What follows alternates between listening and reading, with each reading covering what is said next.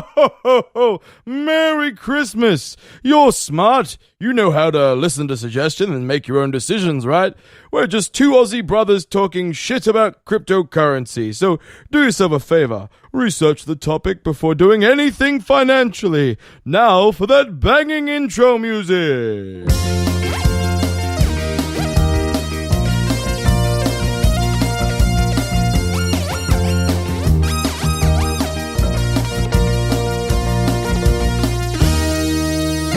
Welcome to WTF is Crypto Space. I'm Brett. And I'm Chad. This podcast is all about the crypto space. It is the shout out time. Shout out time at Christmas time. All right, Chad, this is doubly awesome this week. Yes, it is. I can hear the jingle bells are jingling. Chad, that's the change in your pocket. That was the fiat currency that I converted to cryptocurrency. Bam. I'm on fire today, but Brett, you are going to tell us about who has looked at us the best represented place in all of the world for listening to our podcast. Well, this last fortnight, Chad, has been awesome, with so many people finding our podcast as they make their way into the crypto space. A huge shout out to those new subscribers from Mount Helen in Victoria. Yay! And a warm welcome to our new subscriber from up on the sunny coast in Queensland. Sunny Coast is where we're from. We love you. Thank you very much. Sunny Coast represent. All right, well, today's topics are, first, Bitcoin billionaire says Bitcoin is gold 2.0, and Bitcoin, why you should own a bit. All right, so Chad, what we're going to talk about here is about the Winklevoss twins, the Tyler and Cameron Winklevoss. They're Gemini co-founders. So they have a exchange that's based over in the US, and they were part of the Facebook notoriety, and they actually took that money, the payout that they got from that supposedly, and put it into BTC. Now, they've had an awesome return so far from the early days. I bet they have. Absolutely. Yeah, absolutely, because they've been in it since 2013. Jeez. So they're sort of considered the first Bitcoin billionaires, if you will. He said, we think Bitcoin is gold 2.0. It's a store of value, okay? And he was also saying that today, Bitcoin is about the $300 billion market cap. Yep. Gold is at 6 trillion, and so we think that it could very well go up another 20 times from today. Which makes utter sense, because you got to think about this. The idea of is like scarcity is involved because there's only 21 million Bitcoins ever to be distributed between people. Gold can be actually found a lot more, so I feel like it's going to go up a lot quicker and a lot faster. Yeah, look, and the language you use is interesting, and I sort of felt the same, Chad. It's that scarcity. But if you think about it more like fixed rather than scarce, because, you know, you can still find gold. I mean, they can still go out and go, but they don't know how much there actually really is. I mean, hey, try the Grand Canyon in the States. They might even find more. So, look, and then he said that we think it's definitely realistic that it could go...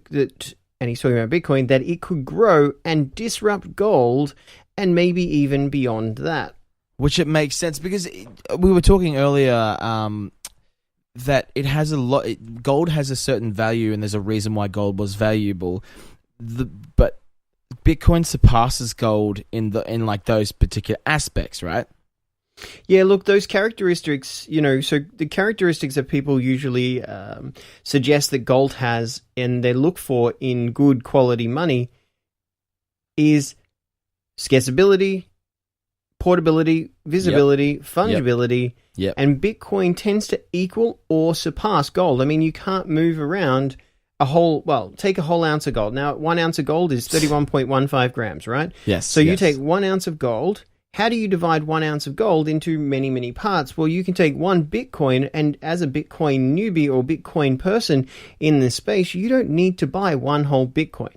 Yeah, now, you can you can like sit there with like your own sort of cut your own gold bar up and stuff like that, but that one you actually lose productivity in that way. You lose value because you're skimming off some of the top. Chad. Yeah, absolutely. But you're with losing Bitcoin, productivity. you don't lose any value. Because the other thing is you have to verify that the gold that you shaved off was, one, that it's real gold, and two, what was its grammage, so we both have to check and measure it to make sure that it has the same value so that we both agree on that value, so we have to establish trust. And if you're talking about gold compared to cryptocurrency, which is we are, if you're not in a vacuum, then you are going to have you're gonna lose gold every time you try to change it and disperse it and create it. And it's also much easier to steal. Obviously, it's not because there's a Fort Knox. It's much easier to steal gold because it's physical. It's very hard to steal something that's cryptographically protected and secure. Yeah, look, you make a good point. I mean, the thing is, Bitcoin's backed by cryptography and mathematics, okay? So one of the largest computer networks in the world, right? Yep. And so the dollar is being backed, by the US government. And so a lot of people would, cynically say that it's, got a lot of counterparty risk. If the government collapses, what happens to that money? Well, that's also whereabouts is all the gold or currency being stored right now? Not in Fort Knox, no. No, it's not in Fort Knox. It's kind of like, and there's a bunch of it missing where there was like a scare sometime back in like 2014 or 15 where a bunch of the cryptocurrency went, but it didn't go anywhere, and it was fixed on the blockchain like pretty much quickly. Look, and that's always an interesting, I know this story, and we talked about this earlier in the year, but it's one of those things that people go, oh, I lost my Bitcoin. No, you idiot, you lost the password. The password, it's still around. Now you can't access it. It's still on the blockchain, so they didn't technically lose any of the 21. That's cool. So, but what we want to do is we want to protect it. We want to secure it. So the next article you showed us is Bitcoin, why you should own a bit, and the security behind this.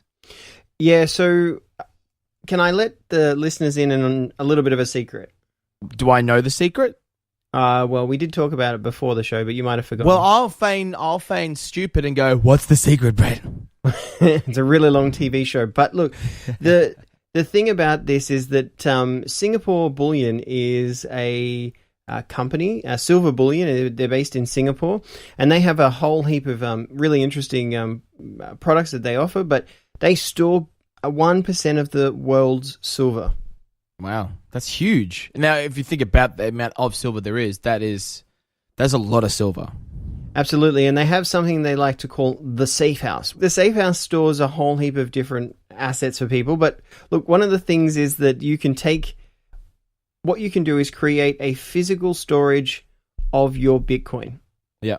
Because as the price goes up, one of the things that they've designed is a product that will allow for storage of these in a physical way. This is also pretty good because it's like on there has an image of an encryption card and it's being secured. So this makes me feel like it's kind of the cryptocurrency equivalent of a bank like deposit box in the vault. Is that right? Yeah, absolutely.